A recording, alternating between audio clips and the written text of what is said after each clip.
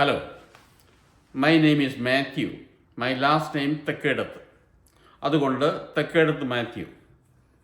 ഇന്ന് മലയാളത്തിൽ എല്ലാവരും ചർച്ച ചെയ്യുന്ന ആടുജീവിതം എന്ന സിനിമയുടെ ആഗോള തരത്തിൽ എന്താണ് അതിനുള്ള സ്ഥാനം എന്നുള്ളതിനെ കുറിച്ച് ഒരു ചെറിയ ചർച്ചയ്ക്ക് തുനിയുകയാണ് ഞാൻ. എന്താണ് എനിക്ക് ഈ ലോക സിനിമയിൽ ഇതിനുള്ള സ്ഥാനത്തെപ്പറ്റി പറയാനുള്ള ക്രെഡൻഷ്യൽസ്?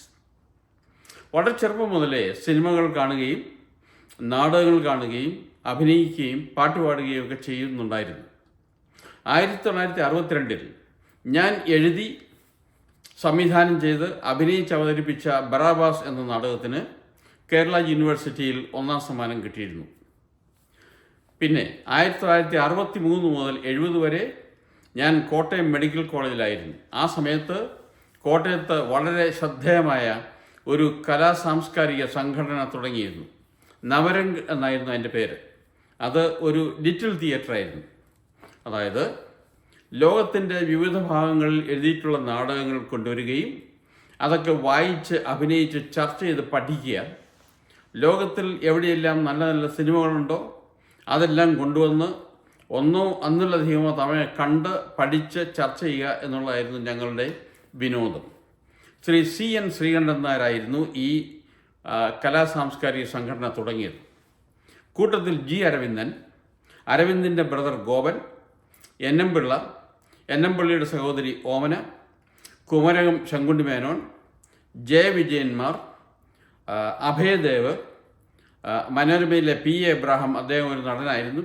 അങ്ങനെ ഏകദേശം 40 മെമ്പേഴ്സ് അതിലുണ്ടായിരുന്നു.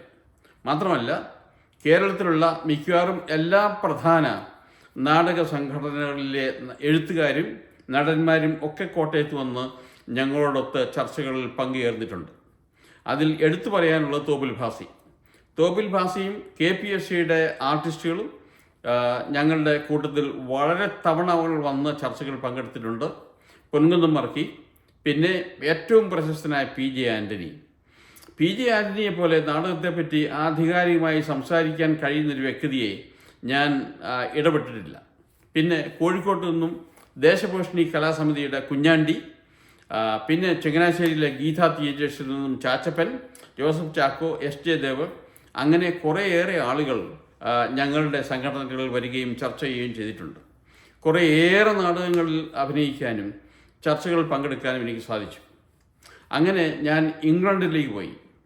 ഇംഗ്ലണ്ടിൽ ചെന്നപ്പോൾ ബെയ്റ്റ്സ്റ്റോണിൽ ഒരു ലിറ്റിൽ തിയേറ്റർ ഉണ്ടായിരുന്നു. ആ ലിറ്റിൽ തിയേറ്ററിൽ ഞാൻ 2 വർഷം അംഗമായി ചേർന്നു. അവിടെ ലോറൻസ് ഒളിവിയെ എന്ന പ്രശസ്തനായ നടൻ പണ്ട് കാലത്ത് വരികയും നാടക ചർച്ചകളിൽ പങ്കുചെയ്യുകയും ചെയ്തിട്ടുണ്ട്. അതിനുശേഷം 1980 മുതൽ ഈ എയ്ഡ്സ് വരുന്ന കാലഘട്ടം വരെ ന്യൂയോർക്കിൽ ബ്രോഡ്വേ തിയേറ്റർ ലീഗിൽ ഞാൻ അംഗമായിരുന്നു. ബ്രോഡ്വേയിലുള്ള എല്ലാ ഷോകൾ കാണുകയും ചർച്ച ചെയ്യുമായിരുന്നു ഞങ്ങളുടെ വിനോദം. അങ്ങനെ വളരെ വളരെ നാടകങ്ങളും സിനിമകളും ചർച്ച ചെയ്യാനും വലിയ മഹാന്മാരുടെ തോളോട് തോൾ ചെന്ന് ഉരുമി അതൊക്കെ പഠിക്കാനുള്ളൊരു ഒരു ഭാഗ്യം എനിക്ക് സിദ്ധിച്ചു. അപ്പോൾ ഈ ആടുജീവിതത്തിലേക്ക് കടക്കട്ടെ. ആടുജീവിതം ഇന്ത്യൻ സിനിമയിലെ ഏറ്റവും വലിയൊരു സംഭവമാണ്. അതിന് ഓസ്കാർ കിട്ടും എന്നൊക്കെ അവിടെ ചർച്ചകളുണ്ട്. എല്ലാം നല്ലത് തന്നെ. ബ്ലസി വളരെ മനോഹരമായി അത്യധ്വാനം ചെയ്ത് പ്രവർത്തിച്ചു, നന്നായി. പൃഥ്വിരാജ് തനിക്ക് പറ്റുന്ന വിധത്തിൽ അതിലും കൂടുതലായി മനോഹരമായി അഭിനയിച്ചു, നന്നായി. ആ മരുഭൂമിയിലെ സീനുകളിലൊക്കെ അതിഗംഭീരമായി. പക്ഷേ എന്തുകൊണ്ട് ലോക നിലവാരത്തിൽ ഈ സിനിമ വളരെയേറെ ശ്രദ്ധിക്കപ്പെടാൻ സാധ്യതയില്ല എന്നുള്ളതിനെ പറ്റിലേക്ക് കടക്കാം. ഒന്നാമതായി വളരെ ഉഗ്രമായി വെയിറ്റ് കുറഞ്ഞ് ഒരു കഥാപാത്രം പരീക്ഷണങ്ങളെ അതിജീവിക്കുന്ന കഥകൾ വേറെ പലതും ലോക സിനിമയിൽ ഉണ്ടായിട്ടുണ്ട്. അതിലേറ്റവും പ്രധാനപ്പെട്ടത് ക്രിസ്റ്റ്യൻ ബെയിൽ അഭിനയിച്ച ദി മെഷീനിസ്റ്റ് എന്ന ഒരു മൂവിയായിരുന്നു. 2005 ആ മൂവി പുറത്തു വന്നത്. ക്രിസ്റ്റ്യൻ ബെയിൽ 60 പൗണ്ട് കുറഞ്ഞു. ഒരു അസ്ഥിപഞ്ജരം പോലെ അദ്ദേഹം അങ്ങ് ശുഷ്കിച്ചു. ഒരു അസ്ഥിപഞ്ജരത്തിൻ്റെ മുകളിൽ ഒരു തോലിട്ടാൽ എങ്ങനെയിരിക്കും അങ്ങനത്തെ നിലയിൽ വരെയായി. പക്ഷേ അതിനൊരു ഓസ്കാർ നോഡ് കിട്ടിയില്ല. പിന്നെയുള്ള ഏറ്റവും ശ്രദ്ധേയമായ ഒരു സിനിമ നമ്മുടെ ടോം ഹാങ്ക്സിൻ്റെ കാസ്റ്റവേ എന്ന ചിത്രമാണ്. ഒരു കപ്പൽ അപകടത്തിൽ ഒരു ചെറിയ ഐലൻഡിൽപ്പെട്ട് അവിടെ പ്രകൃതിയോട് മല്ലടിച്ച് അതിജീവിക്കാൻ ശ്രമിക്കുന്ന ഒരാളുടെ കഥ. അതിനും ഓസ്കാറിനോട് കിട്ടിയില്ല. പിന്നെ വളരെ ശ്രദ്ധേയമായ ഒന്നാണ് മാത്യു മക്കാണഹെ ഒരു എയ്ഡ്സ് രോഗിയായി അവതരിപ്പിച്ച് 2013 തോന്നുന്നു പുറത്തു വന്ന ഡാളസ് ബില്ലി ബോയ്സ്. മാത്യു മക്കാണഹെ വലിയ ഉഗ്രനായ ഒരു നടനൊന്നും അല്ല, പക്ഷേ ഈ ഡയറക്ടർ പറയുന്നതൊക്കെ കേട്ട് പഠിച്ച് അഭിനയിക്കാനുള്ളൊരു കേൾപ്പ് അദ്ദേഹത്തിനുണ്ട്. ഒരു എയ്ഡ്സ് രോഗിയായിട്ടാണ് അദ്ദേഹം അഭിനയിച്ചത്. നന്നായി അഭിനയിച്ചു. അതിൻ്റെ മേക്കപ്പ് അത്യുഗ്രമായിരുന്നു. എയ്ഡ്സ് രോഗികൾക്ക് മുഖത്തുണ്ടാകുന്ന ചില നോഡ്യൂൾസൊക്കെ ആ ചിത്രത്തിൽ കാണിച്ചിരിക്കുന്നത് അങ്ങേയറ്റം നാച്ചുറലാണ്. മരിക്കാൻ പോകുന്ന പല എയ്ഡ്സ് രോഗികളെയും ഞാൻ കണ്ടിട്ടുണ്ട്. ആദ്യത്തെ ശ്രദ്ധയിൽപ്പെടുന്നത് കണ്ണുകൾ അകത്തേക്ക് കുഴിഞ്ഞ് ആ സോക്കറ്റ് സ്കള്ളിൻ്റെ അകത്തേക്ക് മാറും.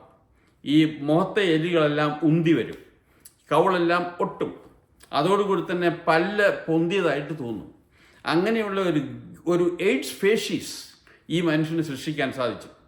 അയാളുടെ മുഖത്തുള്ള കുരുവിൽ അതിൻ്റെ സെൻട്രൽ ഒരു പർപ്പിൾ കളറും അതിൻ്റെ പെരിഫറിയിൽ ഒരു പിങ്ക് കളറും, അത് കണ്ടാൽ ഇതിപ്പോൾ പൊട്ടും എന്ന് തോന്നുന്ന തരത്തിലാണ് മനോഹരമായി മേക്കപ്പ് ചെയ്തത്. അതുകൂടാതെ അതിസുന്ദരമായ കുറേ അനുഭവ നിമിഷങ്ങളും മാത്യു മക്കാണഹയ്ക്കുണ്ടായിരുന്നു. അങ്ങനെ മാത്യു മക്കാണഹെ ഒന്നാമതായി ഒരു ഓസ്കാർ ഏറ്റവും നല്ല നടനുള്ള സമ്മാനം മേടിച്ചു. ഭയങ്കരമായി വെയിറ്റ് കുറച്ച കുറേയേറെ കഥാപാത്രങ്ങളുണ്ട്. അവയെ ഞാനിപ്പോൾ തൽക്കാലം വിടുന്നു. ഇനി പൃഥ്വിരാജിലേക്ക് വരാം. വളരെ സമർത്ഥനായ ഒരു നടനാണ് പൃഥ്വിരാജ്. ഒരു റോള് എത്രയും നന്നാക്കാൻ വേണ്ടി എന്തും ചെയ്യാൻ സന്നദ്ധതയുള്ള ഒരു ചെറുപ്പക്കാരനാണ് അദ്ദേഹം. 60 പൗണ്ട് കുറഞ്ഞു. പക്ഷേ ക്രിസ്ത്യൻ ബെയിൽസ് 60 പൗണ്ട് കുറഞ്ഞപ്പോൾ ഉണ്ടായിരുന്ന അയാളുടെ രൂപത്തോട് പൃഥ്വിരാജിനെ തട്ടിച്ചു നോക്കുമ്പോൾ പൃഥ്വിരാജിന് കൂടുതൽ വെയിറ്റ് ഒന്നും കുറഞ്ഞിട്ടില്ല എന്ന് തോന്നാം. മേക്കപ്പ് കൊണ്ട് ചെയ്യാവുന്ന പല കാര്യങ്ങളും ഉണ്ടായിരുന്നു, അത് ചെയ്തില്ല. ഉദാഹരണമായിട്ട് ഈ പൃഥ്വിരാജ് നഗ്നനായിട്ട് വെള്ളം ഒഴുകുന്ന ഒരു സ്ഥലത്തേക്ക് ഓടുന്ന ഒരു സീനുണ്ട്. അവിടെ അയാളെ നന്നായിട്ട് മേക്കപ്പ് ചെയ്തിരുന്നെങ്കിൽ ആ വാരിയെല്ലുകളൊക്കെ അസ്ഥികൂടം പോലെ എഴുന്നു നിൽക്കുകയും മുഖത്തെ എല്ലുകൾ പൊന്തി വരികയും കണ്ണിൻ്റെ ഇവിടെ ഷാഡോ ചേർന്ന് കഴിഞ്ഞാൽ അത് കുഴിഞ്ഞിരിക്കുന്നതൊക്കെ ആയിട്ട് തോന്നാൻ സാധിക്കുമായിരുന്നു. അത് ചെയ്തില്ല. വളരെ നല്ല ഒരു മാസ്റ്റർലി മേക്കപ്പ് ആർട്ടിസ്റ്റിൻ്റെ അഭാവം ഞാൻ ഈ ചിത്രത്തിൽ കാണുന്നുണ്ട്. പിന്നെ ഈ ചിത്രത്തിൽ വളരെ ശ്രദ്ധേയമായ ഒരു ഷോട്ടുണ്ട്. അതായത് ഇയാൾ ഒരു കണ്ണാടിയിൽ നോക്കുന്ന ഒരു നിമിഷമുണ്ട്. ഈ കണ്ണാടിയിൽ നോക്കുന്ന നിമിഷം അപാരമായ ഒരു അഭിനയ നിമിഷത്തിന് സാധ്യത ഉണ്ടായിരുന്നു, അത് ചെയ്തില്ല. ഈ നോക്കുമ്പോൾ ഇയാളുടെ കണ്ണ് വളരെ കുഴിഞ്ഞതായിട്ട് തോന്നുന്നില്ല. മാത്രമല്ല വളരെ പ്രകാശമുള്ള ഒരു കണ്ണാണ് പൃഥ്വിരാജിനുള്ളത്. അത് വളരെ ഈസി ആയിട്ട് ഡള്ളാക്കാൻ ഉള്ള മേക്കപ്പ് സംവിധാനങ്ങൾ വളരെയുണ്ട്. ഒരു ഡൾ ഐറിസ് കോൺടാക്ട് ലെൻസ് വെച്ച് കഴിഞ്ഞാൽ ഈ കണ്ണുകൾ മരുഭൂമിയുടെ വെയിലത്ത് അനേക വർഷങ്ങൾ നിന്ന് മങ്ങിപ്പോയി എന്ന് തോന്നാം. അത്രയ്ക്ക് സിമ്പിൾ ടെക്നിക്ക്. ആ കണ്ണിൻ്റെ അവിടുത്തെ കുഴിവും അതും മേക്കപ്പ് ചെയ്ത് കൊണ്ടുവരാമായിരുന്നു. മാത്രമല്ല നെറ്റിയിലെ ആ വരകൾ അതും കുറച്ചുകൂടെ ഡീപ്പാക്കാമായിരുന്നു. ഇവിടുത്തെ കവളല്ലികൾ കുറച്ചുകൂടെ ഒട്ടാമായിരുന്നു. ഈ മാലാർ ബോൺസ് കുറച്ചുകൂടി പ്രോമിനൻ്റ് ആക്കാമായിരുന്നു. പിന്നെ അവിടെ ഒരു അഭിനയ നിമിഷം നഷ്ടപ്പെട്ടത്, ഈ പടത്തിൽ പൃഥ്വിരാജ് നോക്കുമ്പോൾ പിതാവേ ഇതാണോ എൻ്റെ രൂപം എന്നുള്ള ഒരു അത്ഭുതം അയാളുടെ മുഖത്ത് കണ്ടില്ല. ആ ഒരു രംഗം, ആ ഒരു അഭിനയ ശകലം അവിടെ വിട്ടുപോയി.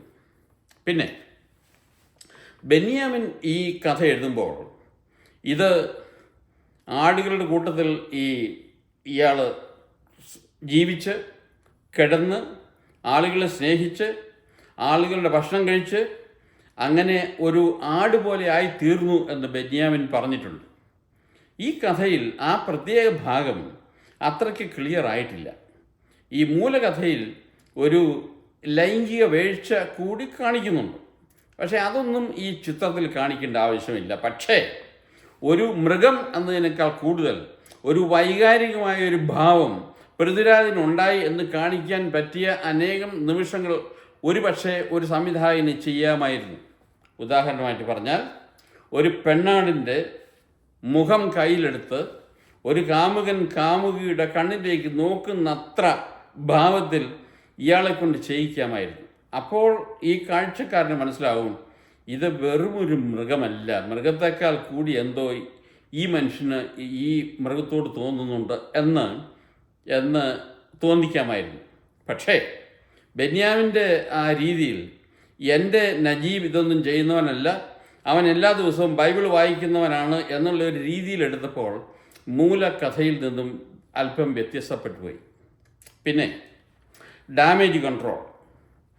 ഇനി ഈ സിനിമ ഇപ്പോൾ റിലീസ് ചെയ്തിരിക്കുന്നതിൽ നിന്നും കുറേ ഡാമേജ് കൺട്രോൾ ചെയ്യാവുന്നതാണ്. അതായത് ഈ കഥ ഒരു വലിയ സമരമാണ്, അതിനകത്ത് നിന്ന് മോചനം നേടുന്ന ഒരു നിമിഷമുണ്ട്. ഈ നജീബ് ഈ മരുഭൂമി താണ്ടി ഒരു ഹൈവേയിൽ വന്നു, അവിടെ വന്ന് വീണു. ആദ്യമേ ഒരു ട്രക്ക് വന്നു, നിർത്തിയില്ല. രണ്ടാമത് ഒരു ട്രക്ക് വന്നു, അതും നിർത്തിയില്ല. മൂന്നാമത് ഒരു റോൾസ് റോയ്സ് വന്നു, അതും നിർത്തിയില്ല. പക്ഷേ ഒരു സെക്കൻഡ് തോട്ട് എന്ന രീതിയിൽ ഈ റോൾസ് റോയ്സ് തിരിച്ചു വന്നു. ആ ഡ്രൈവർ ഇറങ്ങി പുറകിലത്തെ ഡോർ തുറന്ന് ഇവനെ കാറിൻ്റെ അകത്ത് കയറ്റി. ആ നിമിഷത്തിൽ ഇവൻ hope, he saw hope, he saw a new life. The movie literally ended there. അതിനുശേഷമുള്ള എല്ലാ ഷോട്ടുകളും അനാവശ്യമാണ്. അതായത് ഇവൻ ആ തണുത്ത ഒരു സ്പേസിൽ കയറി, അവന് രക്ഷയായി. അവൻ ഏകദേശം ഒരു നിർവൃതിയിലെന്നോണം കണ്ണുകൾ അടച്ച് റൈറ്റ് സൈഡിലേക്ക് പതിയെ പൃഥ്വിരാജ് ചെരിയുന്ന ഒരു സീനുണ്ട്. അവിടെ അവസാനിപ്പിച്ച് അതിൻ്റെ ക്രെഡിറ്റ്സ് എഴുതി കാണിച്ചാൽ മതിയായിരുന്നു.